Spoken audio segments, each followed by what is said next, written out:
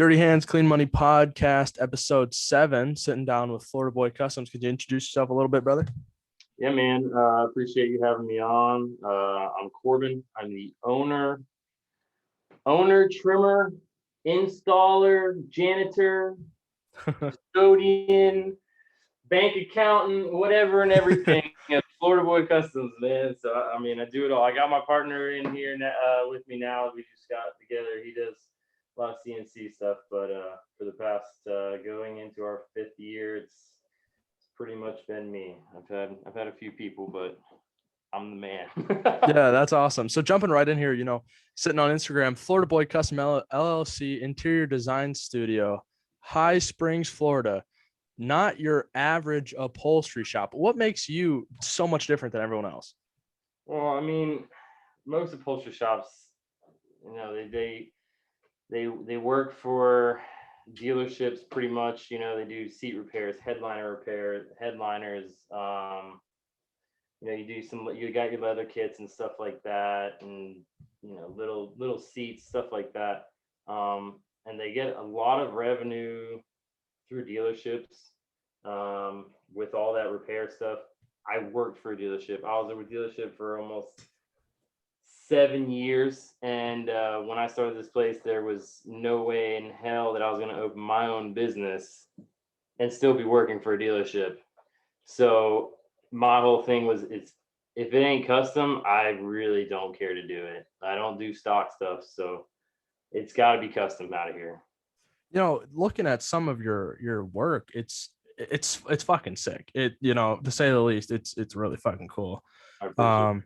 And it's all different. It's not, there's a lot of companies that you'll see that'll, I know I can see that some things take inspirations from other things, but nothing's the exact same. Yeah, that's another thing that makes it average. Like a lot of people that they find something they're good at and they just roll with it. They just go with that one thing. I have extreme ADHD. I get bored really easily. I don't like doing the same thing over and over again. One of the reasons why I left the dealership in the first place, just taking apart the same Hemi motor and putting it back together the same way is boring. I can't do it. I love weird little quirky jobs that are just cool. They're just fun. There's a lot of really detailed work on your Instagram feed. Is there a job that you did that stands out to people, and what job is that? Honestly, not not a whole lot. We got this new one we're coming out with my man Kendrick, Country Black. That one's gonna be a really sick interior. I've never done a Nissan, so that was like a first for me and for us. I got a 1940s Chevy. This truck is beautiful. I mean, it is gorgeous, and it's killed me doing it. It has really killed me, but that's something that I'm going to be really excited about when I drop it. My favorite things are when I do the full custom interiors. I did a GMC Caballero. Yeah, it's funny. A lot of the things I do, I handcraft, never really get that much attention on my Instagram. Everyone likes the starlights and stuff, so it's always a real bummer. But like, you guys have no idea how much time and effort and love I put into this interior. But those are the ones that I really like a lot. Custom work, I think people sometimes don't understand how much thought in general just goes into it. A lot of people, they pay for the custom work in terms of the work hours and in terms of how much hand labor you put in. But a lot of people sometimes don't recognize the inception of designs, which is sometimes the hardest part, is sitting down and really like putting a pen and paper together and saying, hey, this is what I want, this is what I have up in my mind. Now, how do I translate this onto a seat, onto, a headline or whatever? And that's the same thing for our exhaust tips and all the other things I do. Creativity is endless, but sometimes it's really hard to work with. Oh my gosh. I mean, just the other day, just Saturday, with this 1940s, I'm working on the bench seat right now. And you try to plan, with creativity, you have it like, all right, I drew it up. This is how I want it. This is how it's going to look. you try to plan for every problem that could be arise. You try to plan for how exactly it goes together, and then you start going it together. And hey, we got to do a full 180, or we got to do a full 360, and just like completely change everything. And now we're right back to the drawing board, and everything you've just done is basically scrapped. Like that's one thing that people really don't ever know about. Is like how many times have you how many you know how much scrap material out there have you just thrown away because it's just it didn't work out or it doesn't look right, and it's like you can't change it. It don't look right. It doesn't look how you want it, and there's no like, oh, we can just fix it a little bit. It's like no, it has to be redone completely. Oh yeah, it's crazy. When we first did our 16-inch exhaust tip, we threw 8 of them away before we finally came up with a good design that wasn't too heavy and it didn't warp and everything like that. And it's nuts. It's crazy how hard it is to come up with something new and not elaborate. Sometimes a customer doesn't want to hear whatever you have to say, which is fine because of course they're paying for it. I think the hardest part on that is like, I think it was funny because we had somebody that was like, oh, blah, blah, blah. They needed their tip for a show. And it was like, right, it got to their door, right, like a couple hours before they were leaving to the show, which was awesome. But they were freaking out about it. And I'm like, I'm doing my best. I'm doing my best. And then, once they had that satisfactory that they have their stuff, and then I talked to him, I was like, oh, we had this X amount of mess ups. And then he's like, really? And I was like, I sent him a picture in the shop and there was like 6 tips on the ground with like different overlays on them that didn't look right whatsoever. And we just had to go back to drawing it up. And, and the hardest part is, each one of those, custom pieces takes, a long time. And, I don't charge, my brain, I don't, really charge people for no, or nothing like that. So that's the hardest part. If you charge somebody what truly goes into the job, no one would buy anything. No, you never sell anything. You never sell it. I mean, I'd be making $1 million interiors out here. Okay, I could do one a year and be set. I'd be good. Yeah. If you actually charge every hour that you thought about it, that you worked on it, like it couldn't happen. I couldn't even imagine, like, for us, an octagon shape ain't real difficult. I couldn't imagine a whole interior completely stripped down and, from concept in the brain to down on fabric in a truck. I couldn't even imagine that would, the patience that has to take. Oh, it's one of my things. My family members, they always laugh because that's one of the things everyone's, I can't believe you got so much patience. And I would never used to. I'm not a patience person. I never used to be, but it's just the one thing that I am actually able to be patient at. It's kind of weird. It's, it's crazy how, custom work, I think it's the best way to express yourself as a company to win. My favorite kind of customers are when they say, I want this general something, right? And then they're like, I want something like this. Whatever you do, I'll pay for, as long as it's got this general theme. And then it's like, okay, now I can actually have fun with it. And then I don't have to stick within a parameter, or I don't have to like, oh, I have to, wiggle around this certain thing, or I have to run like 40 edits by them. That's the best work for custom dudes like us. That's the dream customers. Oh man, you good. Just make sure it's black and silver, make sure it's brown and tan, and then you run with it. Or we're the best is even I don't know colors. Colors, you do it. Just whatever you want. Make it match. I got a guy he's coming in Saturday, man. I love it. He's I don't even tell me what you're doing. Don't show me what you're doing. Just surprise me. I'm like, oh yeah, buddy. I got something for you.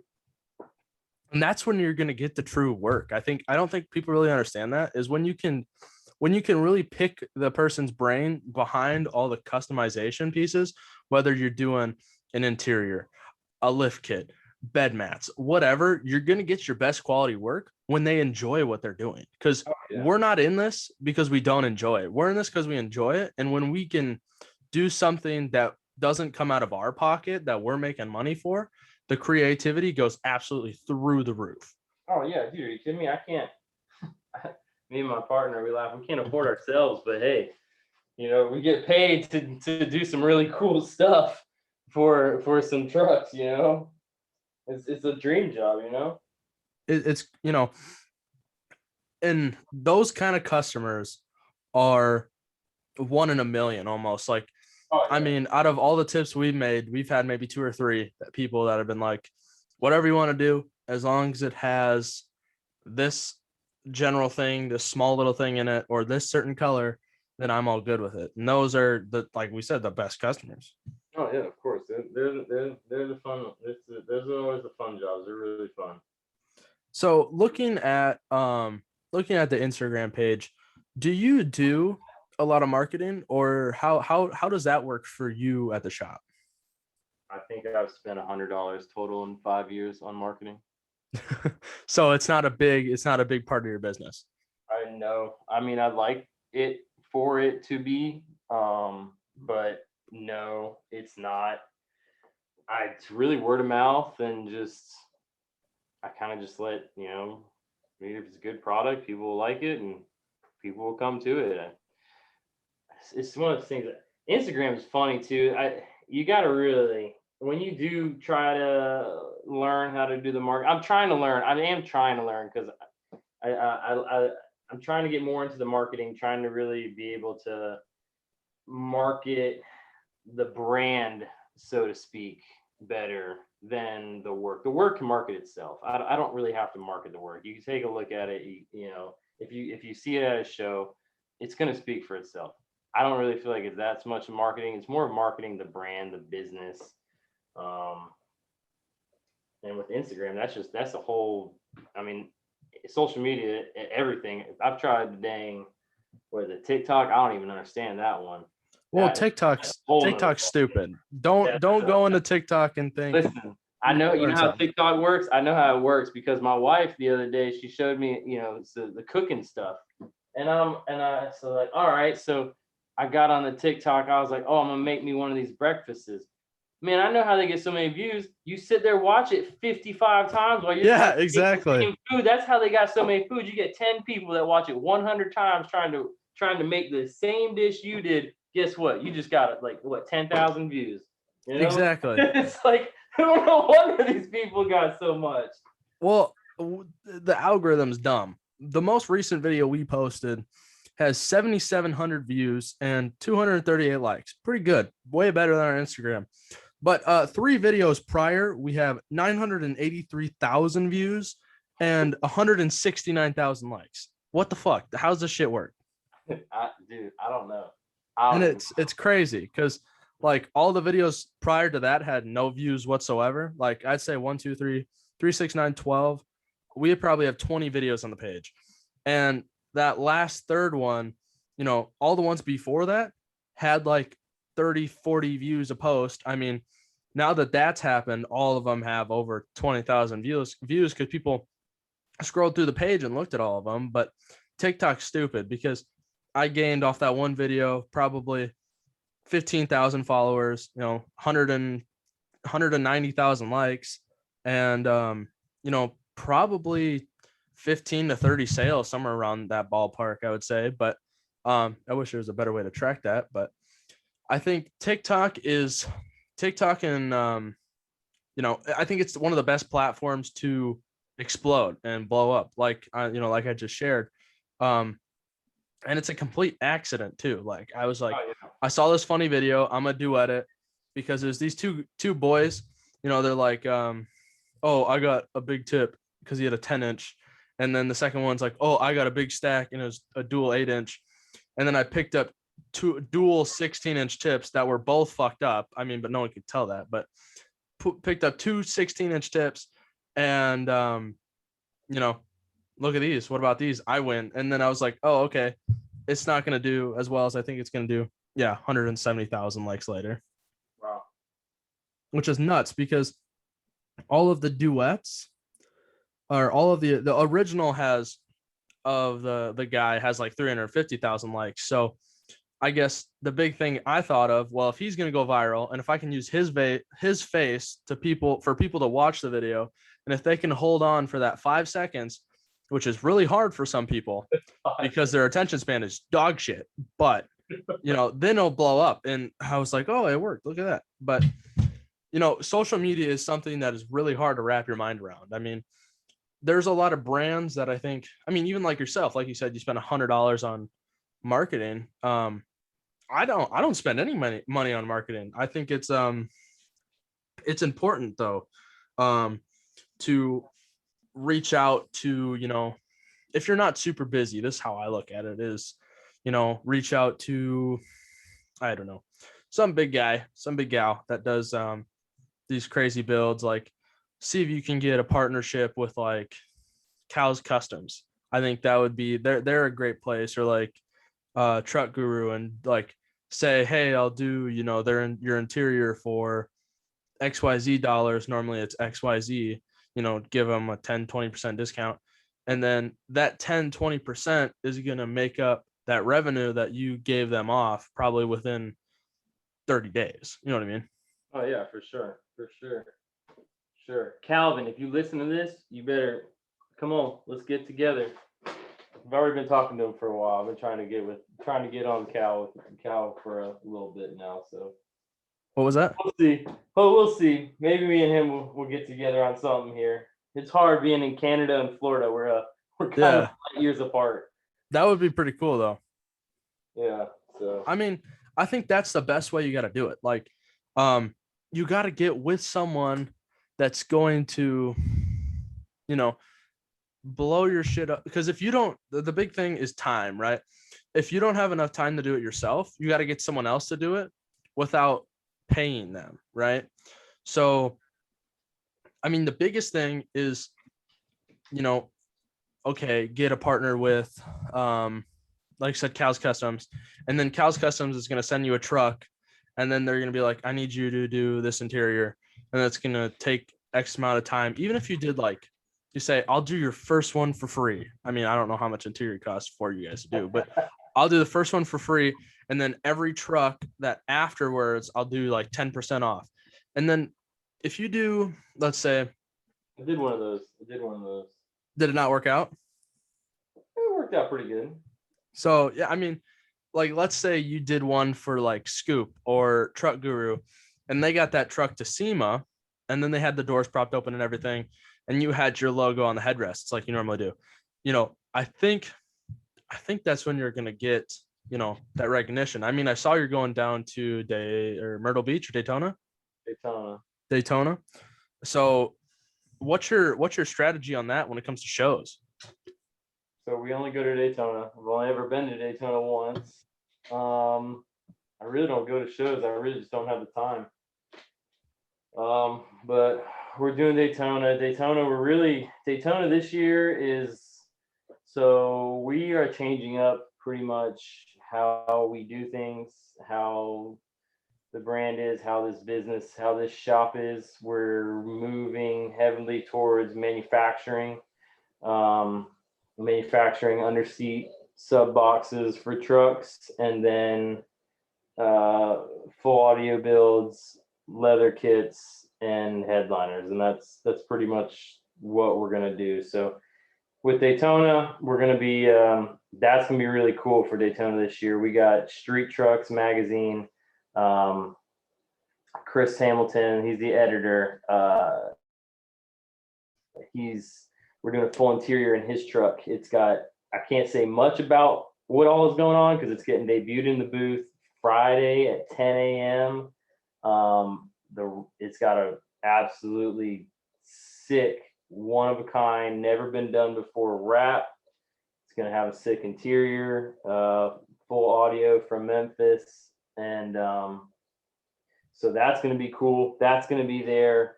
And then we're going to be just, showing out a bunch of underseat boxes.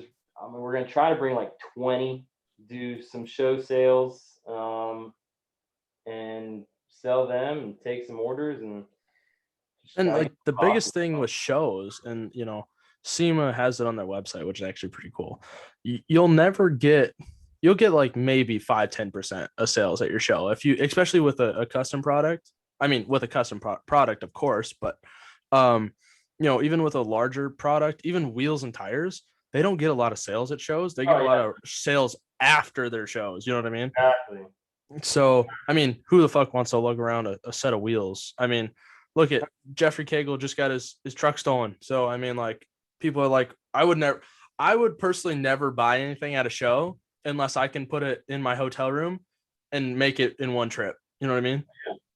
Because with, I don't know, I don't trust a lot of people nowadays, but, and noticing you guys don't just do trucks and cars. You put a fucking, a liner, a Starlight liner in a safe.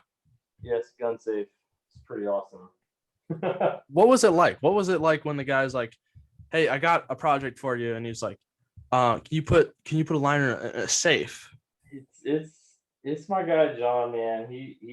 I have a love hate relationship because he likes these.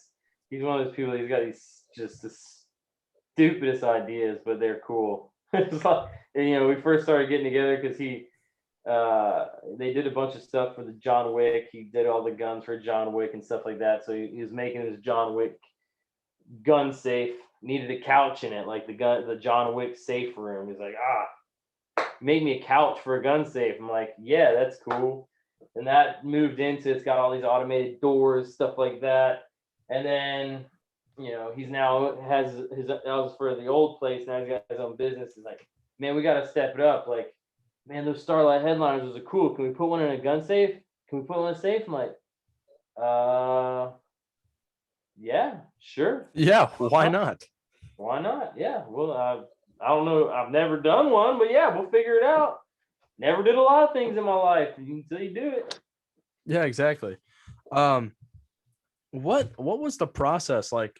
One day you're just like looking at the wall and like, I want to stitch truck seats for a living. Is that how it works? Pretty much. So I went to school to be. I went to UTI down in Orlando for tech school right out of high school. Planning on I wanted to go to the NASCAR school, go freaking work on NASCARs and stuff. I was like, no, I'm gonna stay around in around here in Florida. Got out of there, was a tech, didn't job left. I had all these things. I was gonna go live in Montana with my uncle and go be a ranch hand on a farm, basically. And so I mean, it's a kind of a long story, but right before I was gonna move, I found Jesus, and then 2 weeks later, I found my wife. Met my wife. My wife obviously kept me here. I went back to business school. Did some business school. Was doing some odd jobs, coaching lacrosse, stuff like that. Then I went back to being a tech, then I needed a job, so I worked in an upholstery shop. I worked at an upholstery shop for a year. I did everything at that upholstery shop except for sew. I never sewed in my life. I did everything there, and that's where I found out, average upholstery shop. We did a bunch of, you know, seat repairs, leather kits, just boring, regular old jobs on regular old cars, and things didn't work out there. And I was like, I'm losing all the money I put into my education. So I went back being a tech. Was a tech for 7 years. Got $4 an hour raise.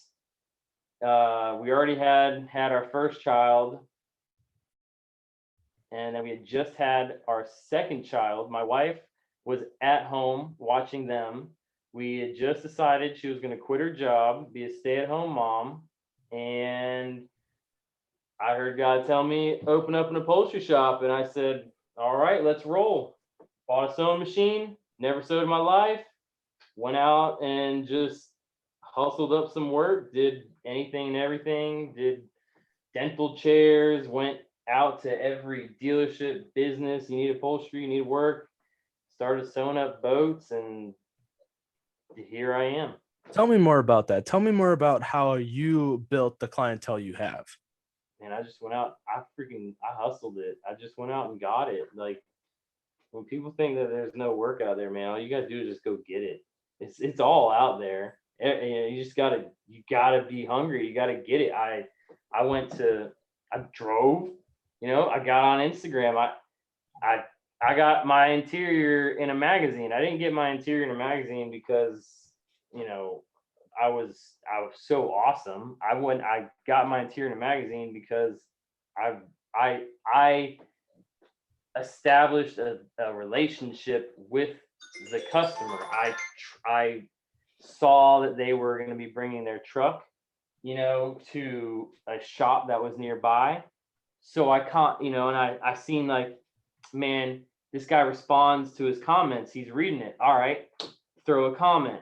All right, now I threw a comment. Now I'm gonna throw him a question on the DMs. Ask him about his show that he runs, and ask him about booth space. Nothing about trying to get his work, but something different. Just throwing out little feelers and stuff, and then conversation leads into it. Hey, I do this. Yeah, I do this. Oh, I'm right here. I do an interior for him. It goes to SEMA, then it's in a magazine. Like, you just got to put yourself out there. You got to try. You can't be scared for someone to say, no, I don't need anything, or no, I don't want your services. Like, and you don't want to be, you can't be tactful about it. You don't want to be like Mr. Pushy, but, one of the podcasts I listen to, Real Business Owners, they say that you got their top 25. Like, you write down a list of top 25 guys or businesses or companies or whatever that you want to work with.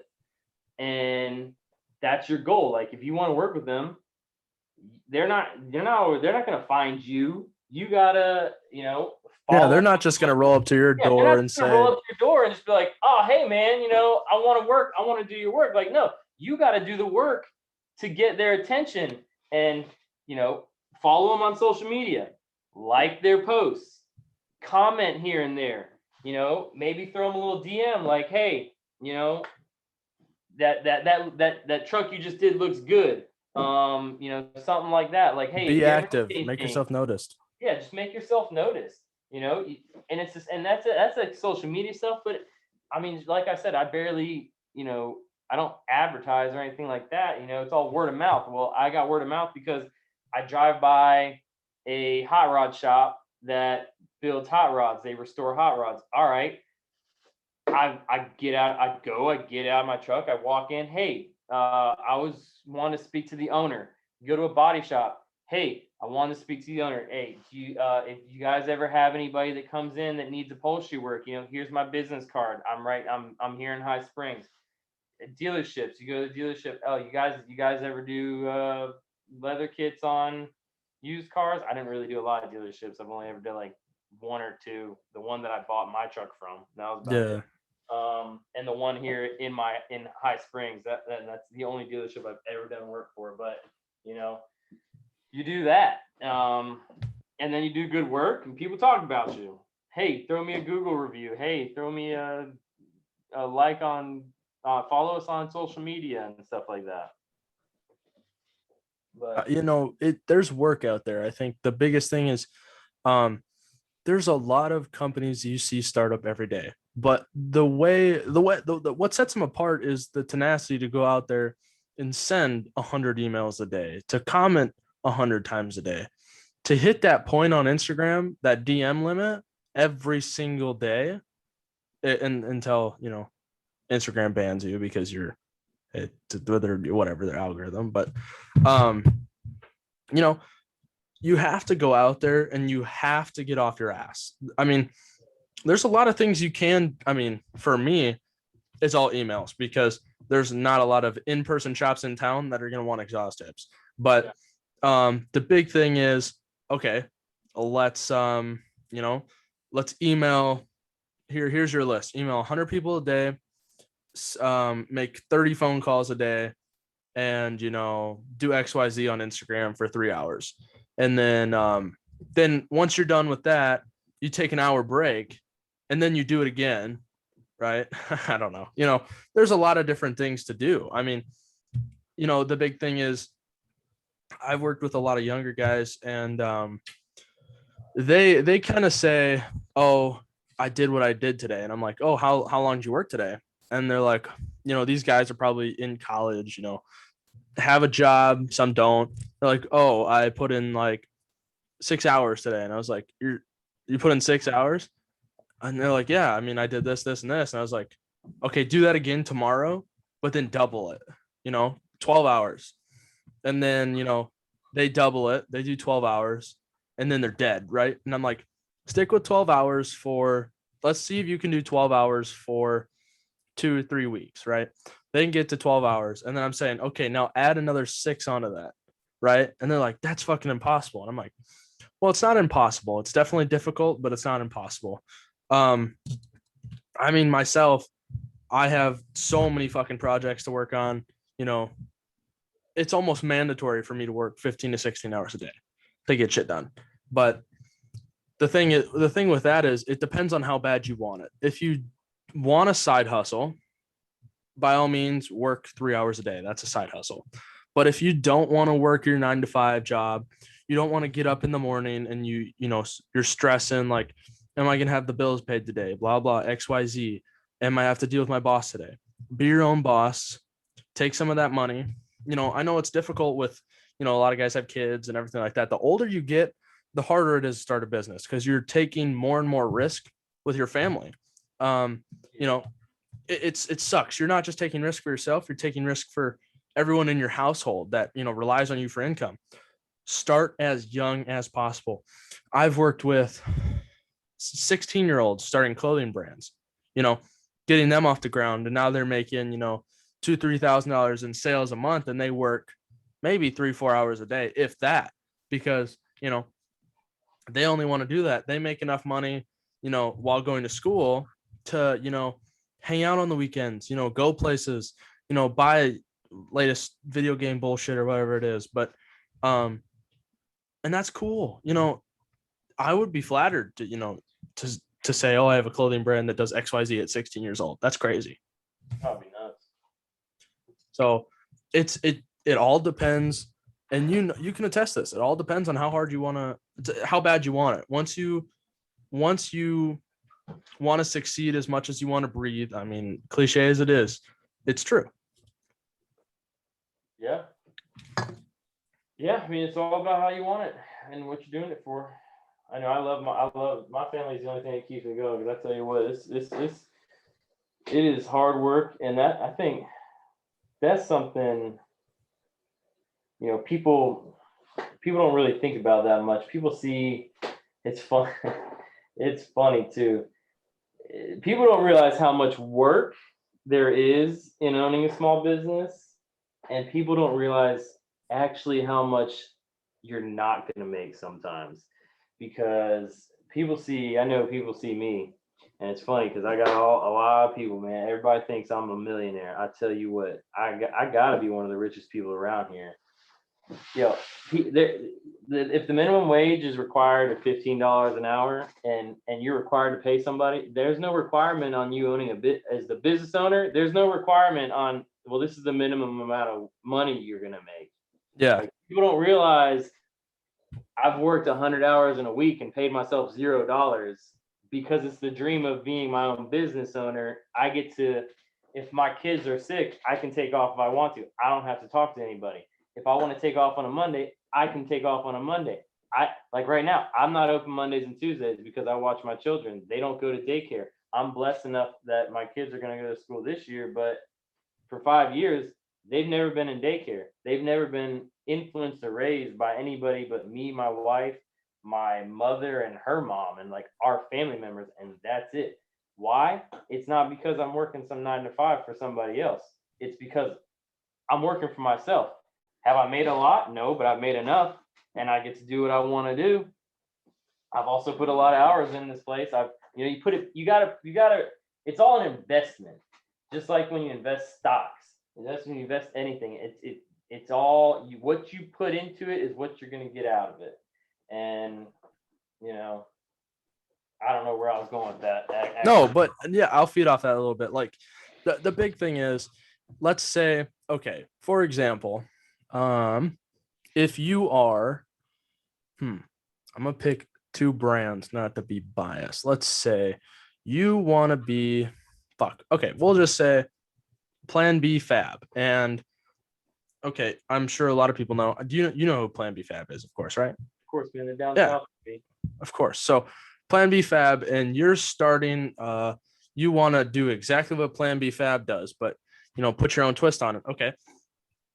You got to put in at least 120 hours a week somehow to be able to reach them within 3-4 years, right?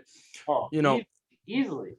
The biggest thing with that is if they're working 40 hours and you're working 120 hours, what they get done in a year, you'll get done in 3 years. Well, what they get done in a year, you'll get done in 4 months. And that's the biggest thing that people don't recognize. There's so much time in a day. Well, I wish there was more. I mean, if I had the power to do anything, it'd be to slow down time. But realistically, if they put in 40 hours a week, I mean, I'm sure they put in more, but 40 hours a week, you put in 120, in 3 years, you'll be at the same level. If you can consistently do that for 3 years, you'll be a veteran basically, because you'll have 9 years of experience almost just, with that. Spend, the biggest thing with Plan B Fab, I don't have a problem with them. Great guys. I think, well, I know this too. They make a lot of things before the customer shows up, before they have a customer, right? They pull it off the shelf, they pull it out of a warehouse that they have, and then they say, hey, do you like this one or do you like this one? And then they get a pick.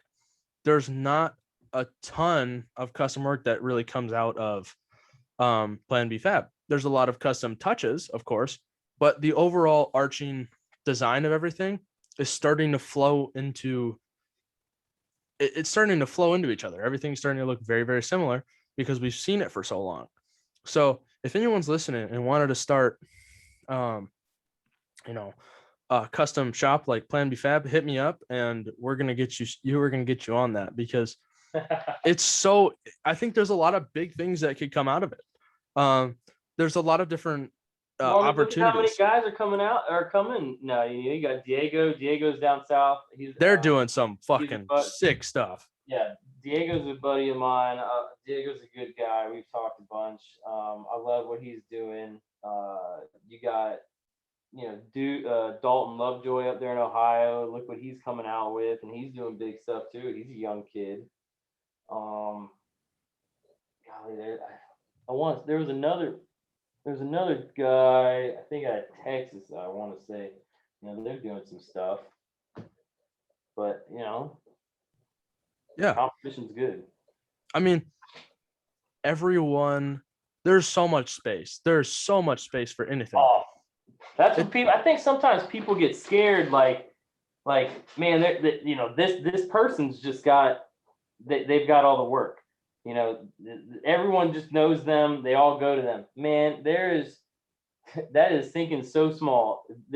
Competition is good. One, competition is good. Competition is something that, if I just a side note on everyone wins a trophy because I have kids, that's baloney. Competition breeds excellence. You got to be able to look at somebody and say, damn, they just raised the bar. I want to be at that bar and I want to be above that bar. I need to figure out how to get above that bar. And you don't got to look at it in a malice way. You look at it in like, man, a friendly competition, like, damn, they did really good. Like, great job. I'm proud of you. I'm going to still try to achieve what you're doing and better, because it's, friendly competition. But there are so many people in this country. There's so many people in this world, billions and billions and billions. Listen, the work, one person doesn't have it all. I can assure you, because I'm definitely no. Shop, I'm so busy, it's beyond over my head. I send people to other upholstery shops because I don't have the time. It's like, man, when can you do this? It's gonna be August. If you want to wait till August, I might be able to do it at that point. I might not. I don't know, because in 2 months my schedule's gonna fill to the end of the year. So, if anybody wants to learn how to do it, it's good business right here. Well, yeah, and I just threw some math together. Let's say 1 million people want to get a custom tip. Okay. If it takes me about 10 hours on average to do a custom tip, and you multiply that. 365 days in a year, that's taking no days off. You only made 365. Well, and then if you add that into years, that's 578 years or 570 years. But I don't know about you, but I ain't gonna live that long. And no, I'm just trying to make 100. Yeah, if that, fuck, I don't know about that. But it's gonna be 999 in one day. There you go. And the biggest thing is people are like, oh, I don't want to start especially in the automotive space. It's amazing. People buy new trucks every fucking day. People switch up build designs every fucking day. People want to help the new companies.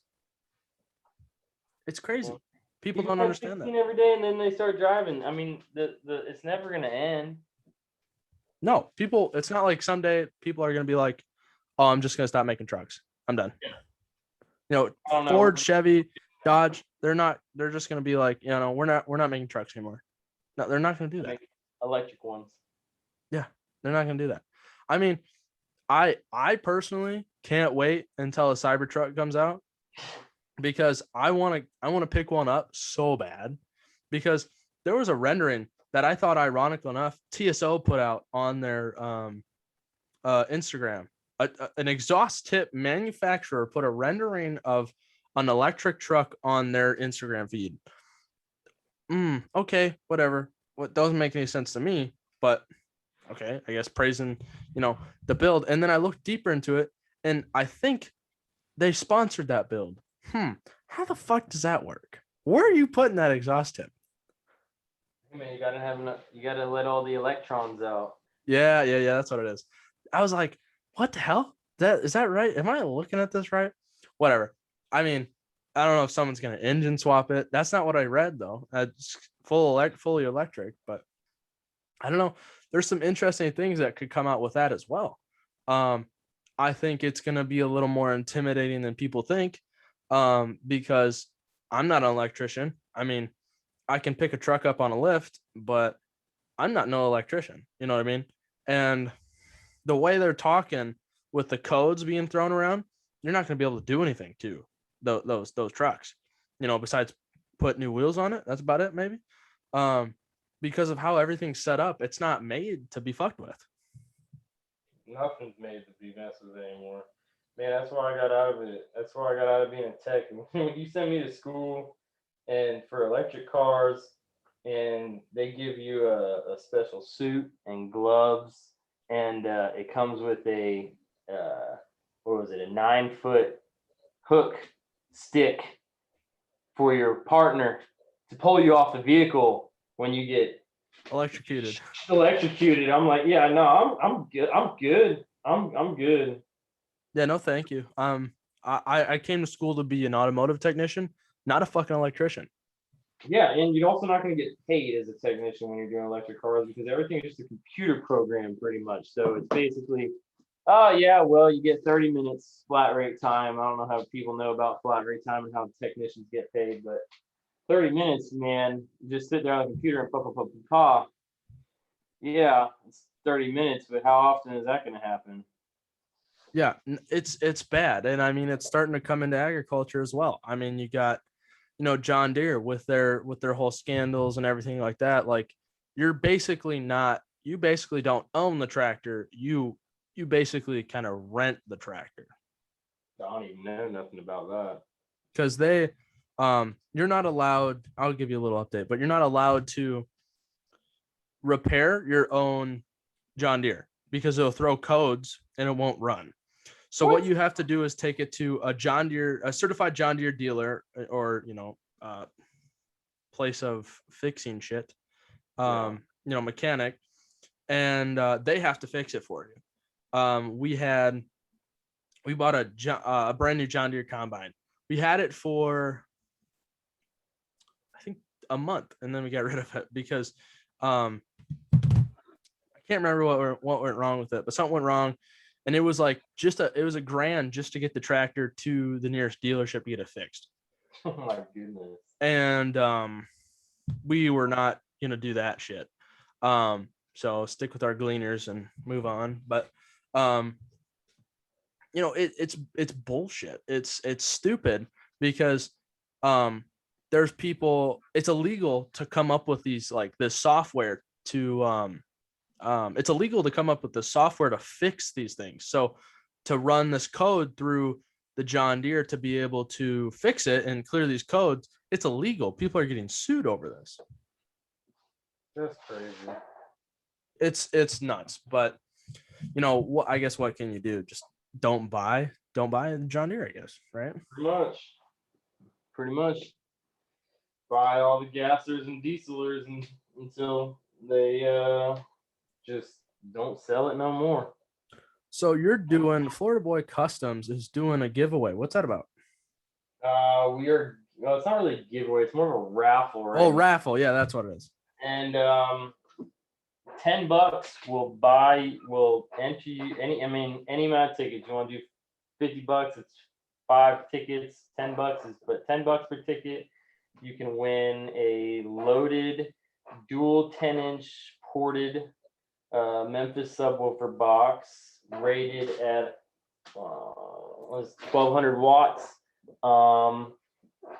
750 watt amp to push it. You also get 2 sets of 6.5s, a 300 watt amp, 4-channel amp to push all those. Get a hat, a shirt, and I think that was, and a wiring kit to run it all. Yeah, I mean, $10. I mean, and with all respect, I mean the smaller following that you have, I mean, are you allowed to say how many entries you have so far? Right now, honestly, I thought it was gonna be blowing up a lot more than it did. I mean, this is $1,200 worth of equipment for $10, and we have like 30 right now. Yeah. So I mean, anyone listening right now, it goes until April 10th, right? April 10th, 2021. I'm not an idiot. 2021.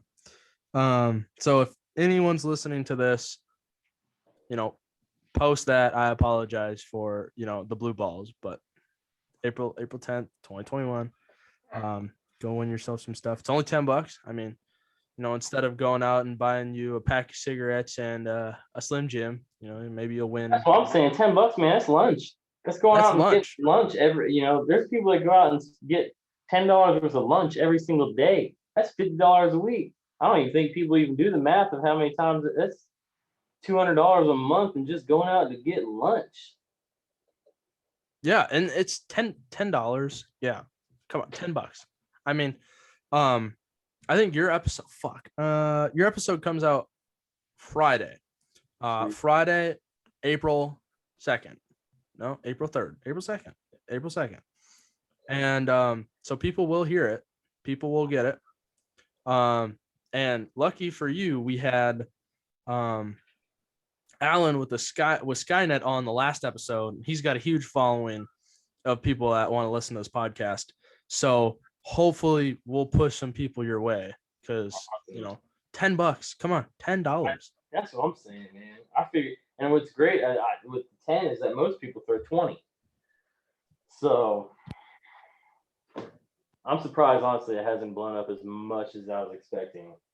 It's quick. Well, Instagram blocks it. You put the word raffle, you put the word anything in there that you're trying to actually make money, Instagram instantly blocks it, shuts it down. I even boosted paid money to boost it. Still nothing. Barely gets anywhere. I'm like, man. So I gotta figure out a whole new strategy with that. You call it a trade or something bullshit like that. I don't know. Trade. I mean, $10. The his Venmo and his Cash App are right there too. I mean, you don't even have to DM him and ask him for it. Nope. They're right there. Like, come on now. So, getting back on the upholstery, do you have, scrolling through, there's a lot of different projects you've done. Do you have a favorite?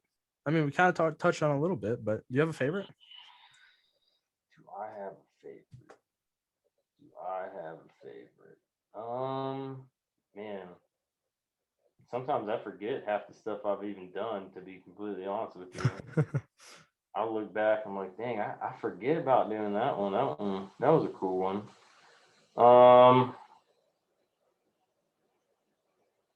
Honestly, not not really. They're all just different in their own way. They're all cool in their own ways. I don't really have a favorite. I I think really don't. I don't know which one this is. It's like I'm an idiot. Why? Yeah, the F-150 Platinum. That Uh, that stands out like that. That's Brown and no white other. one. Yeah, but that scares the Old, shit out of me though because it's old white. Klondike bar, man. What's that? It's Klondike bar. We called it the Klondike bar. Yeah, I mean, it's kind of scares the shit out of me because it's white and and maybe not pun intended. Maybe that wouldn't be good, but that scares me. Kids My were personal self could probably keep it clean, but like you get someone that like just came from a shop and wipes his hand on his back of his pants to grease on it. I'd be like, no, don't even touch the door. Don't come anywhere fucking near the truck because he's got a white truck too, and white looks amazing, but I don't know. Interior? No, I mean, I got tan seats, and I mean, my tan seats will. I stay clean, and it'll still get dirty. Yeah. But I mean they clean well? Yeah, leather cleans well. Now, if you get into the thread, some white thread, I always stay away from white thread. I don't even like doing boats because boats got that white thread, and it's hard just to keep the thread white to give to a customer when they pick it up. Because that stuff will just get dirty quick. For sure. So some of the things we like to do is just some random bullshit, talk about a bunch of random bullshit. If you could do one thing on the moon, what would it be? One thing, man, play hockey. Play hockey on the moon. Play hockey Play hockey on the moon. I mean, it's a different answer. I mean, on the moon. it'd be how the hell would you set up a hockey game on the moon? Well, gotta have skates. I figure since you can jump so well, I mean, basketball would probably be the key sport to play because I can't jump. The white man can't jump. That is my movie. I can't jump. Um, but I have to peg the. I don't know, man. You How's asked me that? How's a that question. content gonna work? How's that contact gonna work? You fall with that suit on, you crack your helmet, you're dead. That's true. You have to be no checking. No checking. No checking is allowed. No checking. You'll probably fall off the side of the moon. You just float forever. You'd have to be tethered. Tetherball. That'd be a great one on the moon. Tetherball on the moon. That'd be an interesting one. That would be relatively easy to do. Just bring your own little pole out there, dig a hole, shove it in the ground. You got yourself a tetherball game. If you could own one exotic animal, anything on the planet, doesn't matter if it not necessarily would live in your area, what would it be? Alligator. An alligator. You'd want to own an alligator. Walk that motherfucker on the leash, take him to shows. Yeah, I would own an alligator. I would have a moat around my house full of alligators.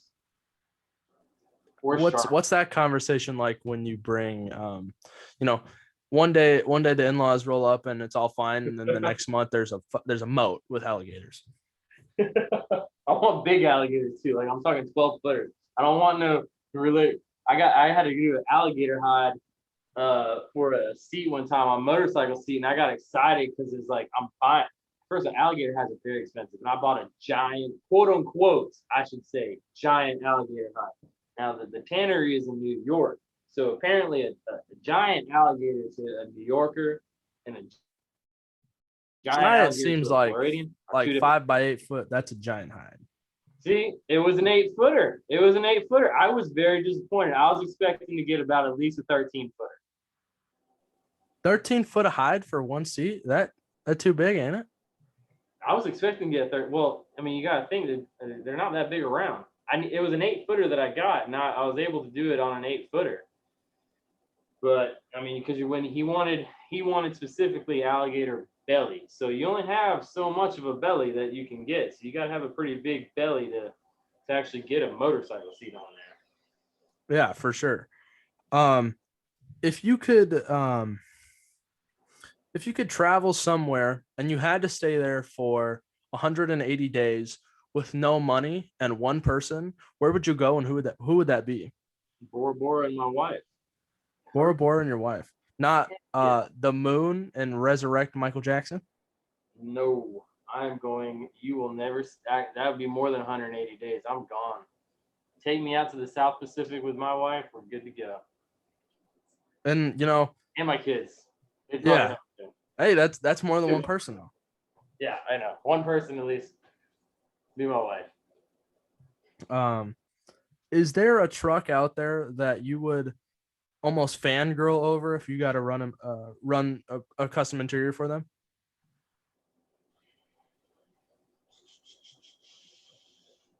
A truck or a person? A person, sure. We'll go with the person. See, I'm not big of a fangirl because everyone's just a person to me. But I would be pretty stoked if I could get Ryan Upchurch in here and do an interior for Upchurch, man. That one I'd be like, I can't. I'd be a little speechless at that point. That'd be pretty sick. And with that, that's been the Dirty Hands Clean Money podcast.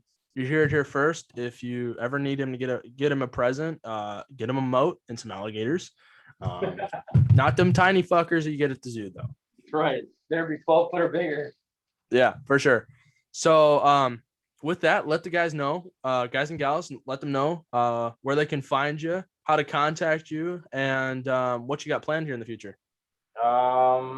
The Instagram is Florida_boy_customs.